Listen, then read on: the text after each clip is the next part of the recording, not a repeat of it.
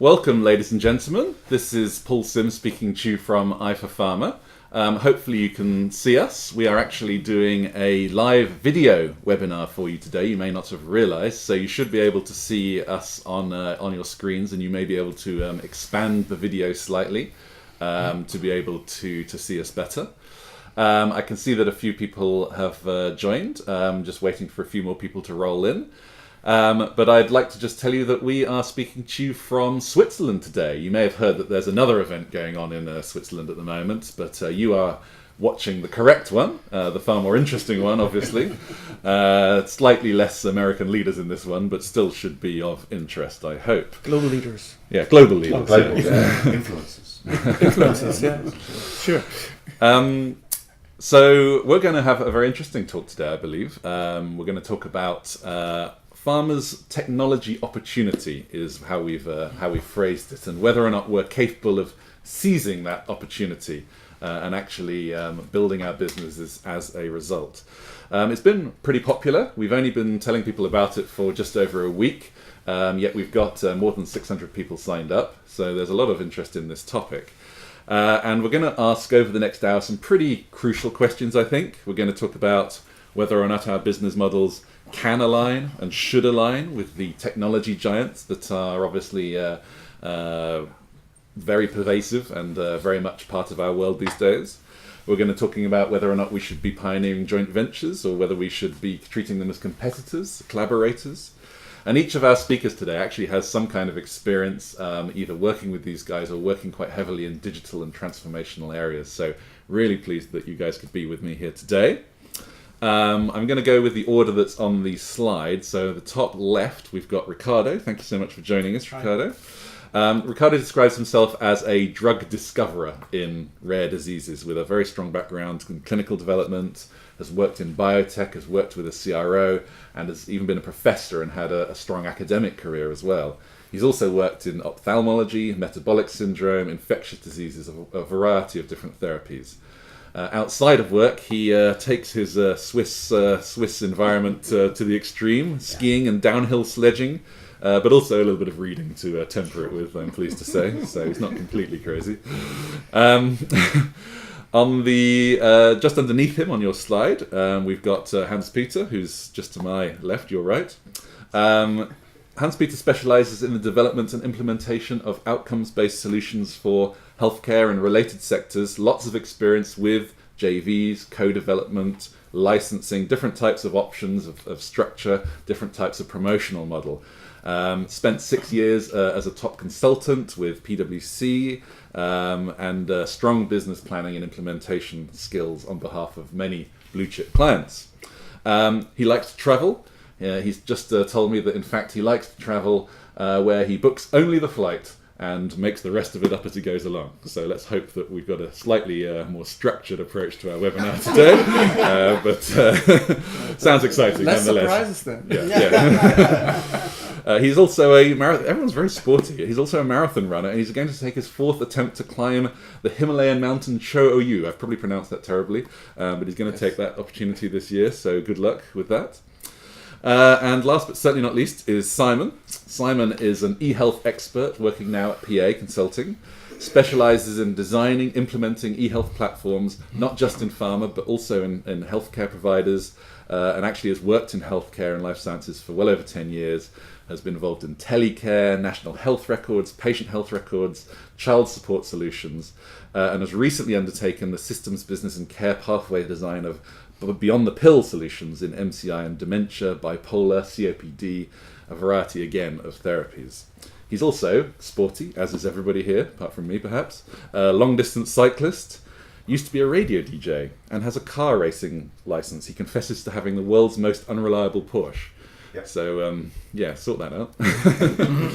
Anyway, that's enough for introductions. We're going to get straight into it. And what I'd really like, actually, is for you guys to be interactive and involved in the conversation today. And we're actually going to start off by asking you a question. So if you have a look at your screen, you should see it change. And I'd like you to choose one of these answers. Technology companies see healthcare as the biggest candidate for major disruption now. So what should pharma's primary response be? to that disruption. So should we avoid distraction, remain focused, remain on our traditional trajectory, and avoid taking part in changing our business model too heavily? Should we attempt to mirror their processes? Should we introduce more agility, more iterative processes in our design and keep up with their pace of innovation? Should we develop multiple experimental joint ventures? We need to get involved, we need to get our hands dirty, we need to try lots of things. Is that where we need to go? Do we need to wait? Do we need to actually just sit back? I remember Steve Jobs famously saying that was his policy, was to simply wait until the next technology arrived and then seize the moment to actually pursue it. Maybe that's the approach we need to take here. Or maybe there's something else. And if you choose something else, I'd be grateful if you could just write into the question box and let me know what else you think should be. So I'll hold that open for another 3 or 4 seconds. I can see that about 65% of you have voted. So 3, 2, 1, thank you very much. Let's have a look at the results. Okay, well, 0% of you think that we can do nothing. And 0% of you think something else, but clearly multiple experimental joint ventures. So try things, get involved, get stuck in. I think we might have a slightly more technology and innovation focused audience obviously with us today, but even so, that's an interesting bias there towards that answer. And I'd be very interested to know what the panel thinks in terms of whether or not they would agree, where they would have voted, and indeed whether or not they feel like in their organizations and the organizations they work with that these things are actually being done. So, panelists, whoever wants to go first. So polite. Okay, so I go first. So anybody is looking at me, so is it the right of order? Okay, good. So thank you very much. So I would agree to the poll, because this is actually the standard poll pharma companies usually do. But there is a big disadvantage, because if you try to do multiple trials, you usually get distracted. I think if you're trying to get to those new business model or this outcome-based business model, I think you should have a clear strategy around this. And the clear strategy would be that you focus on a couple of parts of your organization where you're strong in, and then do it seriously. Because if I hear that, and being involved in other pharma companies in similar projects, this always means that you get a couple of dollars to do something, and then when it takes serious, then usually the pharma company says, "Oh, I think we should leverage our money for R&D pipeline, because this is something what we really need." So having said this, for the selection of answers what was given, this is potentially the most obvious one. But for the reality, how you can actually make those programs successful, I would rather say really go for a focused approach, even if it's a approach which is totally outside of the existing business model what pharma companies do. Would you say that in your experience, HP, that the earlier you go in the life cycle of the product with some kind of intervention or technology solution, the more successful or more likely they are to progress? I wouldn't see the product focus on that, because I see rather a disease focus on that. Having said this, I've done, I would say gazillions, this is wrong, I've done heaps of projects in regards where we try the product focus. And the product focus, you just cover a piece of the unmet need. And I can't remember there is one really successful. There are some point-to-point successes, but if you go for a whole disease, for example, if you go for a common disease like diabetes, which is on the market, and then you cover a risk for a potential budget holder, for a potential group of people who are interested for for the diabetes patients. Yeah. And this is independent from the product, because you're just getting actually paid on specific outcomes measures, which is H1BC1 or something, what they usually do on those things. But this is something which actually you also can have a totally different value proposition on the market, whereas a product-specific value proposition on the market. Yeah, I think I agree with you on that. I think my experience has definitely been that the closer you get to the product, the closer you try and tie these technologies or service wrappers or outcome measure systems directly to the product, actually you tend to lose traction in the market and believability. You actually focus, you narrow down on a specific set of indication-related problems to solve. And it might seem like you're doing the right thing by the molecule or whatever you're trying to seek from the drug, but actually what you're doing is really ignoring the needs of the patients or the physicians that are trying to adopt it. And definitely in my experience is the closer you get to the drug, the more you narrow down, the less likely it is to be accepted. in the because it's seen from It's all the just seen people. as It's a drug gimmick. pushing thing. Yeah, it's a Yeah. gimmick, yeah. Well, it depends definitely. I think the answer depends really on how do you find product. Because if it's a product for the patient, that's one thing. Mhm. But if it's a product for the company in terms of helping, for example, development, aiding development, like tools for doing clinical trials, and that we do. So that's a different market, Yeah. you see, That's different. Yeah, yeah. and That's and different, there yeah. the approaches might be also different. So an early stage approach for defining a biomarker that is digital, and of course then you have to do it early on. Yeah. But that doesn't mean that particular product will be sold as a product for the patient. So there are two sorts of markets here. There's a very small one, which is really related to the company that it does the drug development. And then there's the other one, which is basically filling out the need for the patient and under that term. And as long as, I think as long as it's not vital for drug development, it's going to be hard. Farmers will always be cutting because we're always constrained with money, although people think differently about that, but it's usually the case. It's not that it's there for everyone and for everything. And the first thing you cut is something that is not essential. So it needs to become essential to be successful. And I think that will come, and I'm sure it will come, because, I mean, you've seen the changes, and people will demand. I think I agree with you, and that's actually the beauty. So even if I just see that I'm just mentioned as a V4Pharma person, which is wrong. Oh, okay. Because I'm actually part of an organization which is actually a joint venture between Fresenius Medical Care and V4Pharma. So, Okay, yeah. which is actually, and that's actually the reason why I joined this. Number one, that's a focus. So we have a focus. Not like other big pharma companies, they are very tactical. If there is a new drug coming, then the whole company jumps on the one product, and if it's not a blockbuster, they're just disappearing suddenly. Yeah. So that's one thing. And having said this, with Fresenius Medical Care and with the V4Pharma group, you have on the one hand the pharmaceutical expertise, on the other hand the technology and service expertise. Yeah. And putting those things together, I think then you have in a unique position to actually make those programs successful. Having said this, so for example, the Fresenius guys have roughly 500,000 patients every week. So just you as a pharma guy, how many times a week do you your people see patients? For me, at my prior company, it took me a month to organize this because I had to go to about the gazillions compliance rules to see those things. Yeah, and this is something really different.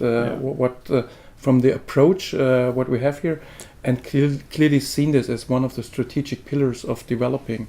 One hand the organization, and second hand adopting to the needs of the market. And when you're saying that, I mean, there is this trend, I have to say, at least what I've seen so far, is that patients comes first, or patient focus approaches, where really the patient is on the center. And as long as the patient, we don't listen to the patient, of course, you never will guess what they want and what they need. But I'm 100% sure patients will start to ask about things, how to monitor themselves, I mean, you can buy apps everywhere to monitor your health. I mean, they will ask for that and I've seen it. I mean, some of them are asking, not many, but some are very interested.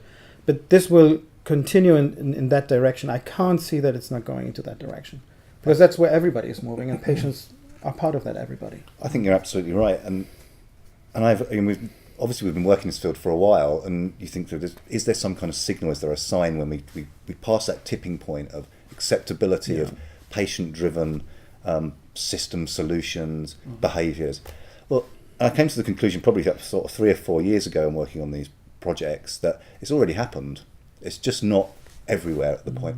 Patients are already using these tools to their own advantage. They're already monitoring their heart rate. They're already calling up their doctor to have a discussion about their telemetry of their body. They're already taking their charts, and it's already happening. It's just it wasn't going to be a signal to say it's okay. There wasn't going to be a massive regulatory change. It's just happened from the underground. Well, just speaking about that, I mean, we as you say, patients are taking things into their own hands. I talk to a lot of people. I often hear that people think that the pharmaceutical industry is somewhat immune from disruption because of our knowledge, our heritage with the clinical processes, with the pipelines that we have, etc. Do you think? I'd be very interested to hear whether or not you think that's actually true, because from a patient's point of view, all of our scientific method is replaceable when they have a sample size of 1 on their phone, on their smartphone, and they getting their own readouts, and that is the sole thing that they're going to use to inform themselves with. So are we able to forge ahead without worrying about sort of being displaced? I don't think that we're going to be displaced. I think that there will be a new culture coming in, or will be replaced. I mean, so far, when you think about a company like a pharmaceutical company that sells a drug, it sells it to a certain population, and you have to think in these parameters. So when you do your analysis, the population has to respond. But when it comes to the patient, it's an individual, and when the individual is not affected, or the drug is not working, well, he doesn't care about the drug. But if the drug works, he does care. So from an individual level, all the statistics and all these risks that you have, they just simply disappear, because it's you, and that's it. And I think there is where we should come, that we have to take more, and that's why we're listening, or trying to listen more to the individual patient. What's the need of that patient? And I think these tools, especially these digital tools, will help to get that voice. And I think that's the beauty of it. I mean, just think about it. 15 years ago, patients were not talking to each other. They had to come together in certain places in a hotel, and they did something. Today, there's Facebook, there's WhatsApp, and they talk to each other. That's true, but do we have a business model around all of that? Because yes, there's gathering insights, there's being part of the conversation, there's being able to obviously gain greater access through our knowledge of those things, but is there a new business model on the commercial side of our business that allows us to actually work in these areas and actually earn and thrive based on that? It's a challenge, isn't it? Because obviously, if you've come from like a manufacturing-based volume business, where you sink your costs, your R&D cost up front, and you're basically making a large margin on the product itself, broadly, right? So compressed pills, not the more complex elements, but broadly, with good returns. And then you look at what service models return, and I know we've all had experience, and they're on the other way around. You've also got the inverse level of profitability. Services are not quite as profitable, they're harder to put together, especially if you have human resources in them, like nurse resources or triaging resources. At some point they become difficult to scale. So I actually think it's not a slam dunk, it's not a certainty that it's easy to move from manufacturing products and distribution networks and sales force into service offerings. I know I've seen lots of projects that try it, and some are successful. Some patient support programs are very good, some aren't, but some are very good, but they're not really ultimately very scalable, and I think pharma does look for scalable solutions. Well, yes and no. When you go into rare diseases, it's a little bit different. Okay. Because in rare diseases, you can do that. There are so few patients that you can actually individualize your therapy and your service associated to that. So there are, I'm not going to name the companies, but there are companies that really highly specialize in that, and they do it very, very well. And when you ask the patient, they say, I'm not just getting my drug, I just get a whole service behind that. So I can travel, I can do my life, and because they organize everything for me. And I think that's feasible, and that's something that patients appreciate. So I think for certain populations, yes, you can do it. But yeah, when it comes to diabetes, I think it's... Or COPD. Or COPD, or asthma, or hypertension. I mean, then it's really difficult, yes. Yeah, but I'm not totally agree with you guys. Okay, that's good. okay. That's why we're here. Yes, that's why we're here. Okay, so good. We agree that we don't agree. So one thing is, I see the challenge, and the challenge is a totally different model from selling a product where you actually sell features more or less to the product, versus you selling something like a performance or something like an outcome or whatever you call it. In the past it called beyond the pill whatsoever. So imagine that. So if you have a headache, and this is my common story when I try to sell this to my executives. If you have a headache, so how is the model today? You go to a doctor and the doctor says, take aspirin. Okay, so then you have a bill for the aspirin, you have a bill for the doctor. I'm selling you no headache. So how would you do that? And this is actually something what we're trying to sell. So we're not trying to sell a similar product. We're trying to sell a real medical outcome where you actually can measure on KPIs. And what I said, so these programs are more and more demanding. I give you a real life example of what we had when we tried to introduce a new product into UK to my best friends from NICE. And so we came with a good product, product sellers, and then NICE said, is this all?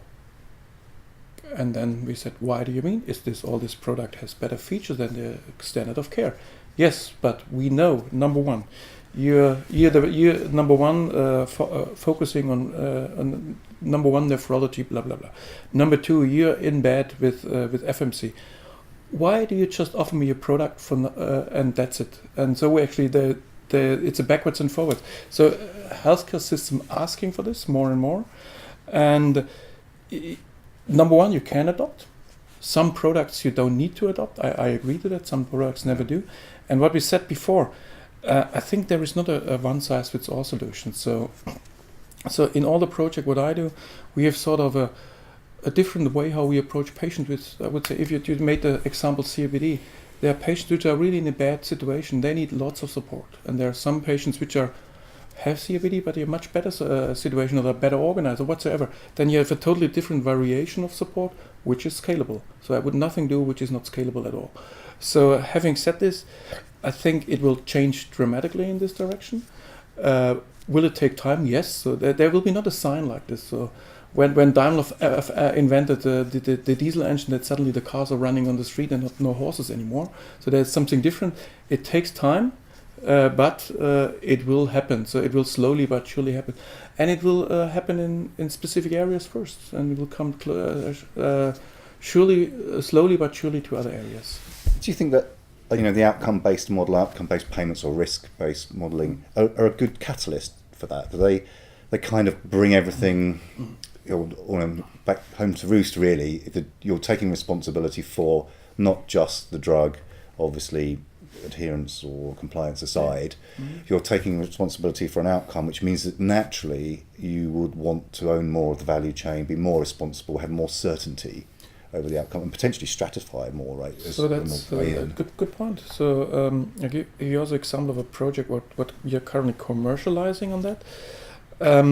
This is so let's say in the first time when we started this value-based thing, you had contracts. You said, okay, take this drug, and if it doesn't work, you get money back, which is just a financial agreement. It's bullshit. So this it works, but it's not an outcomes-based thing. So. Which means, the product what we are doing, we're saying, like, what is the cost for a patient for a month for this specific area? And we are taking this cost and giving you better quality or better outcomes. Right. And then we manage it. And we take the risk if it's if we can't manage it, we take the risk. And you get some money back if we can't actually reach to our goal. So this is a different. You're right. So it's not just giving drugs away, because this is a different part.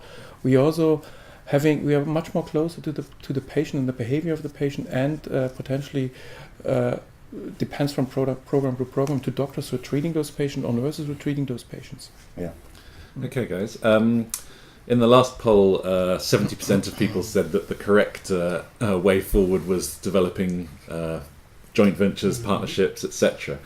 20%, which was the second most popular, was developing our own internal processes, introducing more agility, introducing more iterative processes into our way of working. And of course, in pharma, necessarily we've had a perfection-based business model. We have to produce finalized and very securely safe products, etc. But I'm very interested to know that as we come across these joint ventures, etc., whether or not this is a possible collaboration that we're going to be able to make, given the difference in business models. And I'm going to go to the audience first. So if you look at your screens once again, I am very interested to know whether or not you guys at home are confident that this is in fact possible. So are pharma companies capable of creating faster time to market and innovation life cycles? And I'm talking outside of R&D here, just for the moment, within the next 3 years. That's a short-term time frame, obviously. So either yes, in general, it's really just our internal attitude and process that needs to change, and it is absolutely possible, and we are going to do it. Yes, but only in smaller innovation units. We've often seen a lot of companies that have created these innovation labs, etc., in order to try and be more iterative. No, it's not possible. Our business model will always require perfection, as I've just talked about, will always require finalized products, and we're simply not able to be as experimental as a Google or a Facebook is. No, the burning platform isn't here yet, so there's not that current need for us to change, and actually the traditional model works absolutely fine, and there's not enough driver within our organization. And then finally, it's down to culture, skills, and capabilities. Is that the reason why we're not going to do it? So if you haven't voted already, please do make your vote. Only 30% of people have so far, so keep them coming in, please. This will be interesting. I'll hold it open for 5 more seconds. 5, 4, 3, 2, 1. Thank you very much, everybody who voted. Let's have a look at the results. Okay, so people are not particularly confident about their existing organisations taking it forward. We've only got 13% on the top. Smaller innovation units getting 2/5 of the vote. No, it's interesting that very small number of people are citing our perfectionist business models as a reason. No, perhaps because they're thinking about the service models that need to be introduced. No, the burning platform isn't here yet, so they can't see the reason. And then finally, 1/4 of people talking about the incapability of us on skills level to do it. You guys are closer to creating these joint ventures than average within our industry. So I'm really interested to know whether you've had clashes, whether or not you've been able to resolve this kind of situation. What has been the answer, and have you had to create the smaller innovation units that is clearly cited by our audience as being the favoured approach? Well, yes, I agree. I mean, that's possible, and that's what's actually occurring, and they exist because in the larger frame or a larger organization of a pharmaceutical company, for example, that's not possible. I mean, it's too rigid. I mean, we are governed by certain laws, indeed, and also some policies that we can't skip. So, especially when it comes to that, I mean, you have to be in the frame, and you can't be that fast. But again, I think, that's the answer, and I think that's the quickest answer. But however, what I've seen or what I've experienced is that also within the company there are efforts to go away from that model in terms of, no, we want to have this as an integral part of our business. So we want to develop new things a faster way, and especially when it comes to these not so heavily governed tech devices, for example. I think that's a trend that is coming. So there are two ways. There's one, the more slower one, which I think from a perspective from 10 years from now, I think it will be an integral part of the development of a drug to have also an associated device whatsoever as a product or as a tool. And then I think the sources will be lots. Internal, external collaborations. Internal collaborations meaning with these separate units, but also as a department, as a core department of development. So I think it will be a mixture. So you get the imperative, we have to do it, but the only way to do it is in these smaller units. Basically. Yeah, that's for the time being, yes. Focused units that we for talked about for earlier. the time being, yes. But I think it will change. You think it will also change? It will change, yes. Hans-Peter? I have a very distinctive opinion on that. Really? Yeah. So really, please share. Okay, so my conviction based on what I've done the last 10 years is, if you're trying to build these new ways of creating business within existing units, it's actually a recipe for failure. Okay. Having said this, because and as one of the polls is actually, yes, a pharmaceutical company is really skilled on being perfectionists, on getting the products out of the market.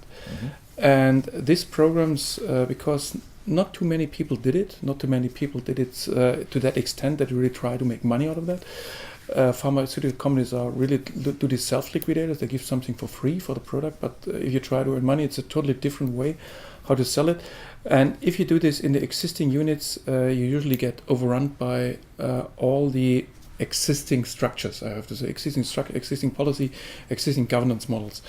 Having said this, this is also part of why I actually joined the company where I'm in right now. It's actually because they have a very clear idea, a future idea, that they say, okay, this is part of our future business, it's part of our business, what we do now. So, which is the investment part, but in the future we believe that this pillar is an incremental part of our business, what we actually generate.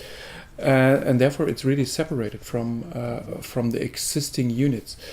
And this actually gives much more traction on the market. And secondly, the speed to market is unbelievable. So having said this, so bringing a product of this kind from market, from the idea until it's commercialized, for us it took us 2 years now in this organization. Mm-hmm.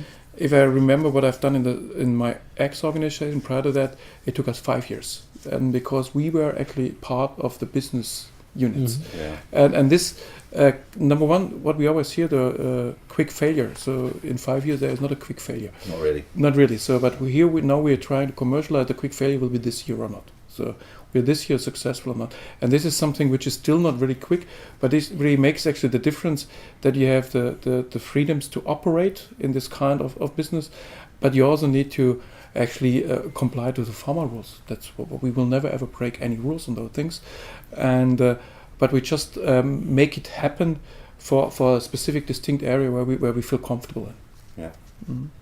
I mean, I definitely agree with you. It's really good to hear your experiences, HB, on that, and Ricardo. I think as a management consultant that gets involved in this, you get to see a lot of different perspectives in a relatively short time. You don't really on a specific assignment for a project for very long.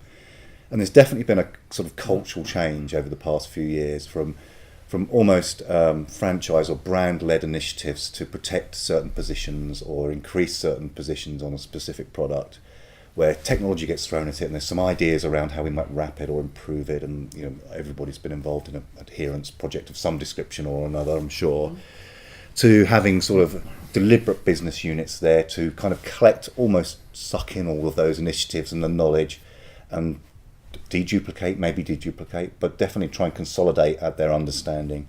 And especially in sort of therapeutic areas where the kind of core metrics or measures or digital capabilities are broadly the same, it seems to work. So you get these kind of digital innovation units or digital diagnostics or digital biomarker units, and they sort of get drawn in. And I think over the past few years, I've definitely seen a sort of trend. They come in and out of fashion almost internally. You get this kind of real push. Everybody's the non-believers, and everybody sits back, and then they do something novel or inventive, and it works, which is not always in this field, right? It works, and they get some momentum, and then after a while, they sort of go back and focus on the molecules or the diagnostic platforms again, and then they come back to it. And I think we're in a peak at the moment. In fact, if we're in Switzerland here, and a lot of the companies based here are investing heavily in this field and are looking to leverage and centralise and have some core capability across all of their businesses, rather than let lots of little tiny projects run. Although there may be small projects inside them, these teams are gaining knowledge. Mm-hmm. And in fact, you look at some of the capabilities in these teams, and they're as good as the tech companies. I mean, they've been recruiting out of the tech companies. And when you say they're as good as tech companies, what do you mean by that? Well, because with all of these kind of skill-based, capability-based challenges, is keeping it. So you can always acquire capability in the short term. It's relatively easy to do. It's called money. But it's keeping it and growing it. That's the challenge. That's why the tech hubs work well. That's why the tech hubs, they work well, because people like to be around each other. They like to have like-minded people stimulated. They like that culture. And if you can't grow that, if you can't keep that, you can't keep it. You can buy it in, but it will generally drift. So should pharma invest in trying to, like we're in Switzerland, as you say, should we be trying to grow tech hubs around us, create a real healthcare ecosystem? Obviously, we've got a strong concentration of pharma here already. Or should we be trying to, set up offices in San Francisco? I think they do both then. They already have offices in San Francisco. Just discuss the office in the Philippines or something like that. No, that'd be you're on holiday, you could just go around and find... Yeah, no, being serious. So I would say, what you said, I would agree on that. But on the other hand, so I think it's almost impossible to generate internal capabilities, what you need for this kind of new business models, I would say in a meaningful time frame. So I think I clearly said actually we can't do that because then you give me 10 years time to make this happen, or we just actually go in bed with one of the companies. It shouldn't be a big one, but one of the companies who are actually trying to make those things happen, and they already do that. What we actually done. So and these companies maybe are 20-30 people, not too big one, and this is a company where we actually having a close foot in, and they have actually exactly the contact points to potential customers what a pharma company doesn't have usually. So Right. and they already made some deals in this regards of outcomes based, and they have experience to develop those deals, and they will have experience to overcome those legal hurdles in those deals. And we actually working together with this company, and which is based in Germany. We are really more than happy that actually they helped us to leverage their skills and bring it into our organization. If we would put them in our organization, it would take a second when our IT department trying to bring them in, and then you're flattened out in 2 seconds. Yeah. So No, that's a good point. and I think so. We deliberately leave the freedom on that, and we want to leave the freedom on that, and it will come to sooner or later to a decision if we try to get the skills internally or externally. But at the time being, for getting the right momentum, I think this was the right decision to do so. So just sharing the results with everyone again, 43% of people said those smaller innovation units. And Hans-Peter, are you saying you agree with that? That is the best way forward as someone who's been doing this for 10 years, as you said? Yeah. That's I think so independent innovation units, but with a clear focus on generating value, not just trying to make some gimmicks around that. So you're not a fan of just general experimentation. It has to be focused. No. What I learned in Harvard is there's nothing like a free lunch and always follow the money. So that's what I do. Yeah. Simon, you started to talk a little bit about some of your experiences as well. I'm very interested in our panel sharing any examples, any cases, or any emerging things that they've seen where they're actually quite encouraged by what is possible, and obviously anything which shows what a pharma company can be would be very interesting to hear more about. So have you got anything that you can share with us in terms of partnerships that are exciting, impactful, and involve pharma? That worked at scale. That work that have the ability to scale, shall we say, for the future of sustainability in pharma, where that's what we need. Yeah. Silence. Yeah, it's quite interesting because some of them have been, I would say, moderately successful in pockets. So picking on a particular health economy or a particular clinic or a particular hospital. I've seen very great designs of outreach programs, support programs, remote monitoring. I think there's in Germany there's some great telecare systems, telehealth systems, especially around COPD, which seem to be very effective. And some of those are actually being imported into the UK. I see those; they tend to work quite well. And in fact, when I first started out, sort of thinking about how these models might work, I started off with a telehealth model. So it came from a provider background. So my instinct was to try and wrap everything with people and providers, and then put some technology on top of it.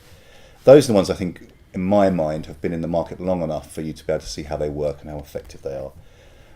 The problem with them is that they don't normally demonstrate value that cleanly to the outside of the healthcare system looking in, because it's normally a private enterprise that takes it on. They have their own contractual arrangements with the healthcare payer in that model, and there's not, from the outside, where you don't get to see how successful they are. I think if you go in and look at them and look at the value of healthcare they provide and reduction in hospital visits and improvement in the quality of life of people with things like chronic conditions, they do tend to work quite well.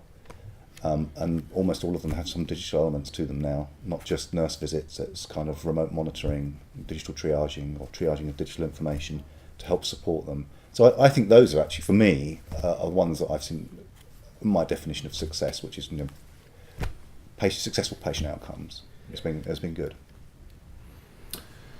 Either of you? Oh, me. Yeah. Well. So one thing. So I've also seen a lot of those pockets which seems to have a specific population or a specific geography successful. Always problem is leveraging this to other geographies. Very hard to. But the issue is that, and I think the rethinking of that is that usually companies tend to start small, and they think small, and when they think small, you never become that big at the end, and that's one thing. And the other one is what I've seen very often is that companies try to get money for the service, not for the outcome. So they said, okay, I have a drug which costs you $1,000 a year, and I have additional service cost you 200, and then but I believe I can make your healthcare better, and this is the wrong argument, I would say. So the argument is rather than to really take responsibility and also take risk, and therefore it's an outcome service which are based on KPIs rather than just a service where you try to motivate people to take their drugs in regards of adherence or something like that.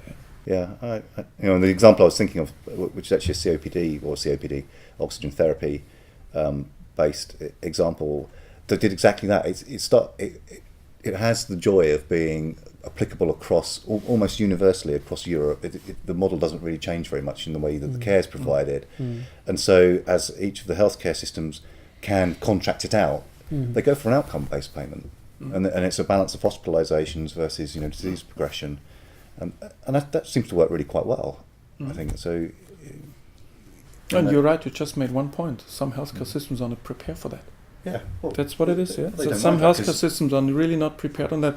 They even get doctors even get promoted when they use more drugs. Yeah, of course. That is a cool thing. Yeah? Yeah. That's a cool thing for pharmaceuticals, but they will change. But that's in some areas it's like this. Yeah.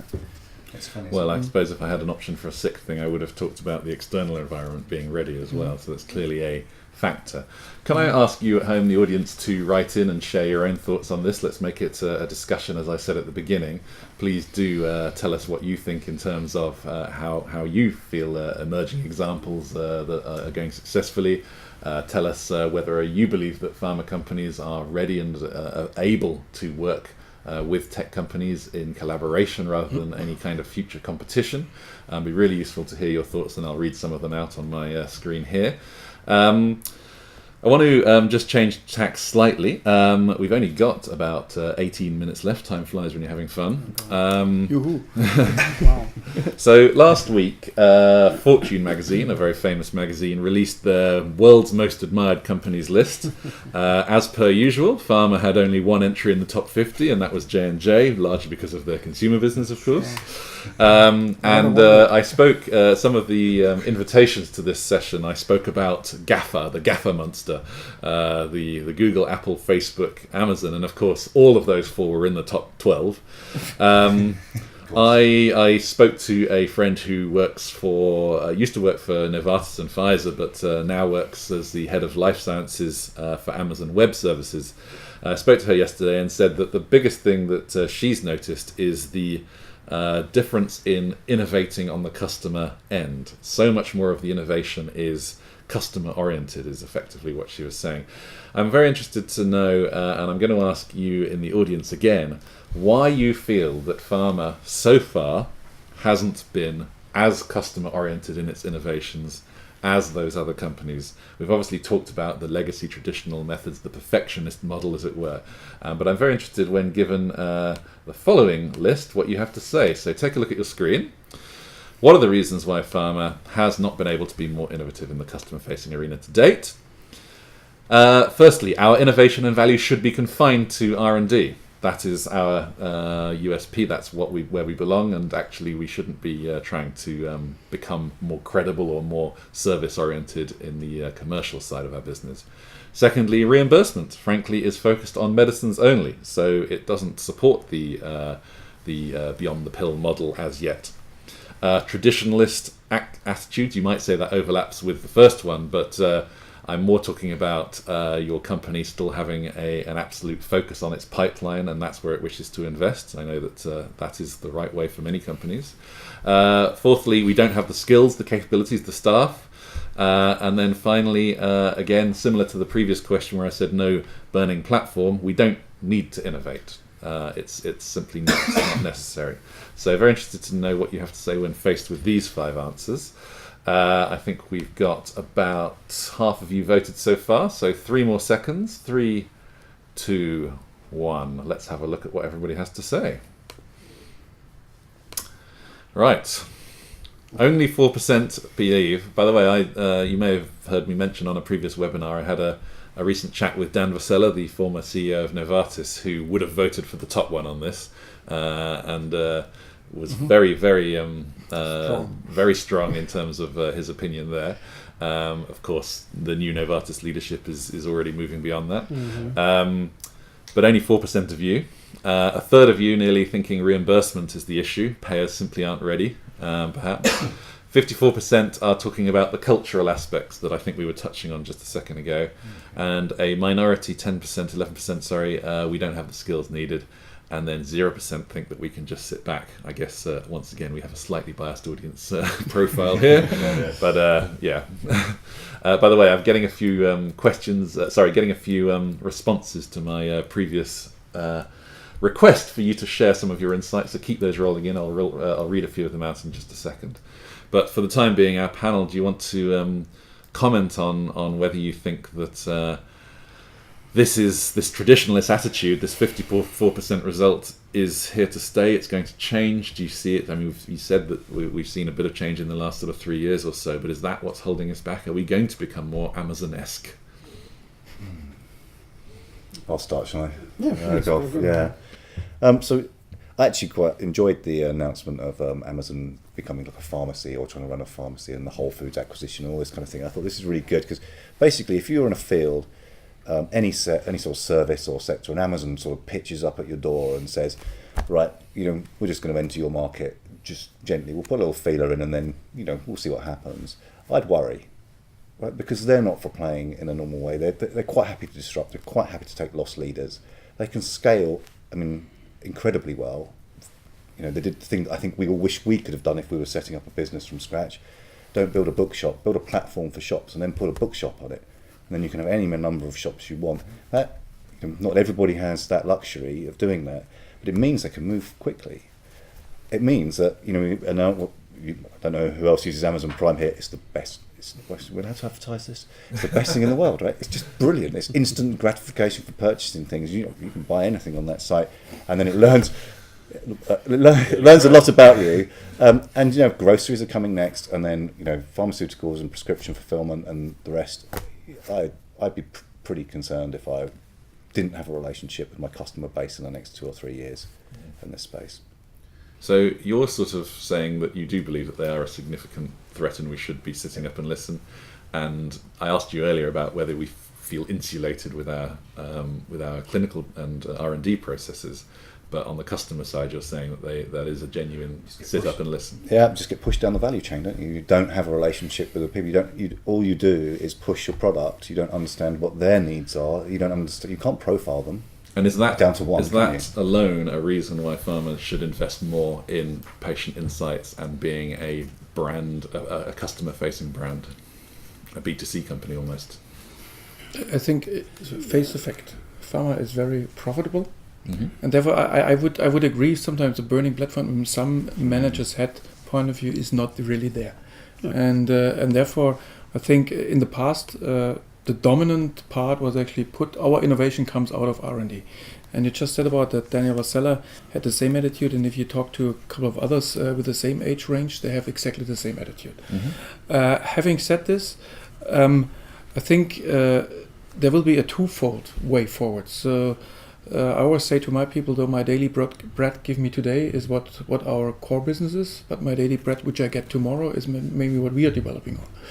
Mm-hmm. Which means so it will be not a black and white. So we won't shift from here to there in a very short time frame. We will shift there in a longer time frame, and that's actually the way how healthcare develops. So it takes time. But it will go in this direction.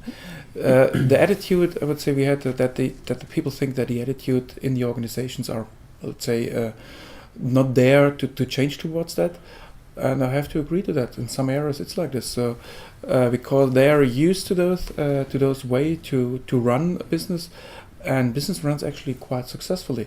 The threat is coming. It's the same when you jump out of a skyscraper and say every floor you fall on. Until now, it's going well, but it won't go well until the end, and anybody sees that. So I believe people will actually adopt to that. And working a long time in this area, when I would say 5 years ago, people sometimes laughed at me. Now they don't laugh too much at me anymore. Some still do, but they don't laugh at me much anymore. I think there is there are two layers. I mean, there's a huge market, of course, which is the over-the-counter market, but there's still the prescription market, which I think delivery is one thing, but there's always the association when you take a drug, you always have the one-to-one conversation with your physician. And I think that will not disappear. And there are a lot of people that still go to the pharmacy because they talk to the pharmacist. And when you buy something in the pharmacy, you just don't get the product, you also get something else. It has been lost a lot. I mean, I remember when I was a child, there was a huge conversation around every single buying. Now it's very quick. Whatever, I think it has changed there as well. And now we have the online pharmacy, which there's no talk at all. Maybe someone will come to the idea then to put something else on the side, that you will have a little chat with someone who is remotely, and then he talks what you're buying or something like that. Maybe that will be coming up as well. But in any case, I think the prescription market is still legally framed, and I think there are some constraints that they're not that easy to, circumvent in that sense. But over the counter drug market, I think there, as you were saying, I mean, there will be coming change, because I will have to make the choice. If I can make the choice to have an access to a drug, which is actually, I can just click on a button and I get it, because I know that 24 hours is there, fine, I'll do that. I don't need to go to the pharmacy and have all this talk, etc., etc.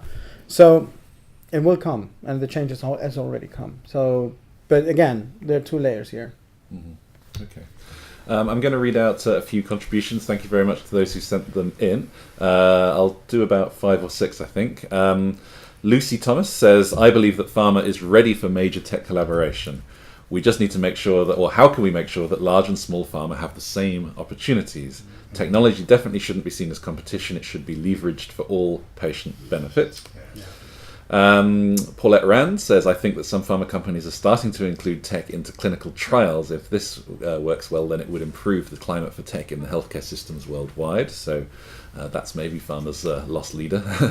Liz Keating, a key area that can impact on why pharma are not more innovative in the customer-facing arena may lie with pharmacovigilance issues. Does the panel agree? So I see some nodding heads. Pharma is like a manufacturer rather than a service provider. Med devices are far more closer to patients, perhaps. Well, certainly if you include wearables and the consumer technology wave that is apparently gaining momentum now, finally. Susan Hundley says, many pharma companies are too risk adverse and concerned with HWO, I'm not sure what HWO means, to monitor technology. Maybe WHO? WHO, I yeah, think it's WHO.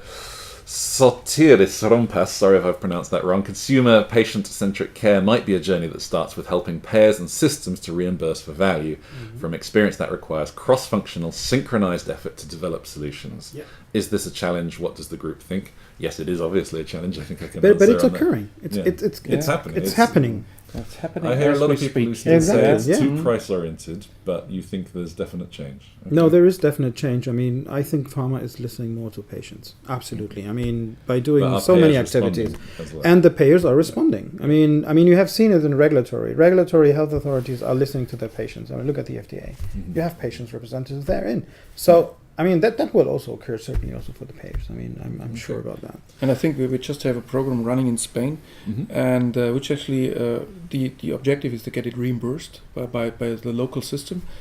And there is a patient association is an incremental part of the decision board of that at the end. So, which means so we can do everything fine. If the patient doesn't like it, they can make or break the program.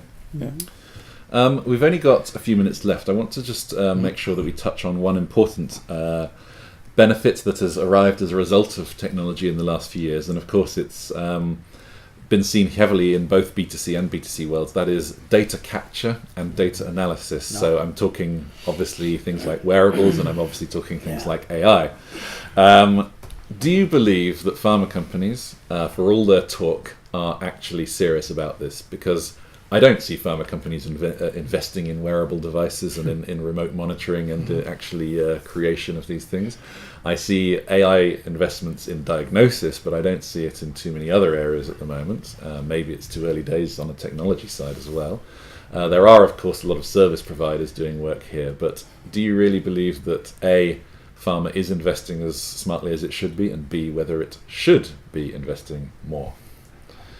Who wants to have a go first? I can tell you that I see that yes, it's yes and yes. I mean, I can tell you from my experience that we have programs that are going exactly into that direction, built internally and heavily invested in that. So across the board. So it's not just one special program. No, it's for a whole department, for example, and it's occurring. The problem is that you don't see it because it's just for drug development.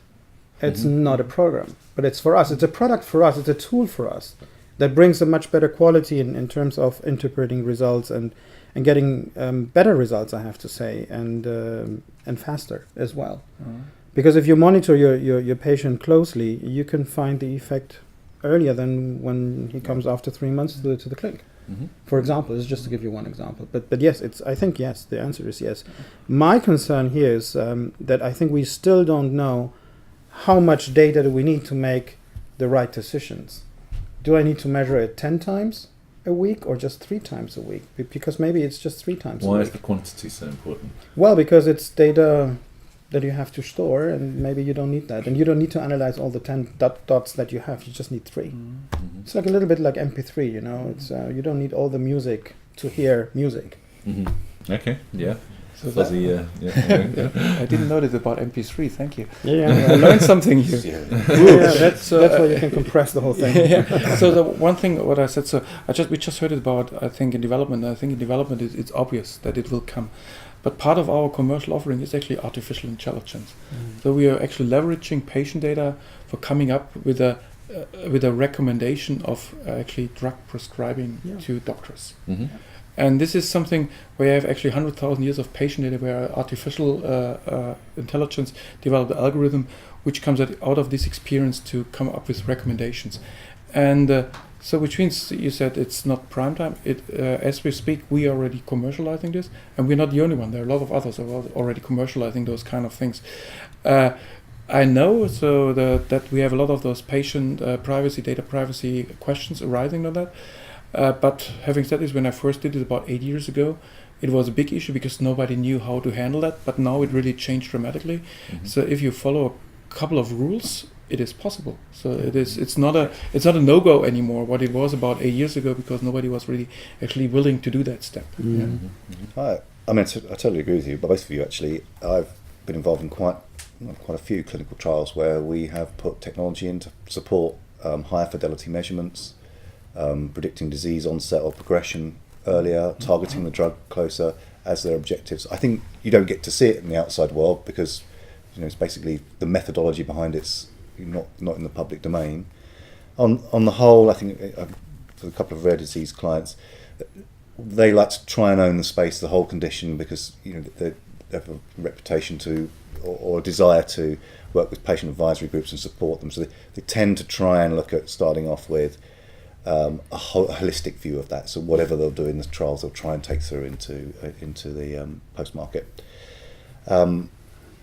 Generally, I think we've found that people want to use medical devices or things that are classified as medical devices for various reasons. Sometimes understandable, sometimes not. But they do. There's some kind of certainty feeling, predictability in the quality of manufacturing and repeatability that people like to see in studies. You don't want that being the weak link in the study outcome. But it's used quite a lot. In fact, I don't think I have any client. I haven't had a single client that isn't doing this. Okay. Believe it or not, we've only got a couple more minutes left. I need to say a huge thank you to you guys. I do also want to say thank you to PA Consulting. You may notice that we've done this webinar in partnership, and PA actually have been very, very helpful, not just in getting the things set up, but also in the design of the conversation and the frame of what we're talking about. So really pleased to have you on board. Thank you very much, Simon and colleagues. I also want to tell everybody that you can meet PA and a lot more people in either Barcelona or Philadelphia later this year, so please do check those out if you want to continue this type of conversation. And before you go, I'd be really grateful if you could just jot down a little note in the Q&A box. Let us know what you've learnt from today. Let us know what we could do to make the next session even more interesting, or any topic that you think that we should focus on going forward. Just give us some impression of today and some impression of what we need to be doing going forward from here.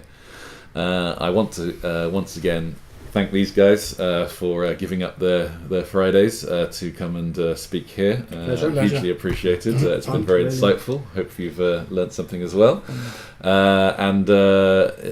There's really nothing else left to do than to wish everybody at home a fantastic weekend. So really appreciate your time.